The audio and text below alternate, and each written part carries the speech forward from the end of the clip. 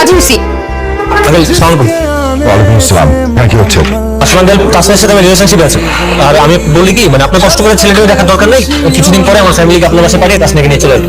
যে ছেলে নির্লজ্জের মতো মেয়ের বাবার সামনে রাস্তায় দাঁড়িয়ে রিলেশনের কথা বলতে পারে, তার পরিবার কতটুকু ভালো সেটা আমার খুব ভালো মতো বোঝা হয়ে গেছে।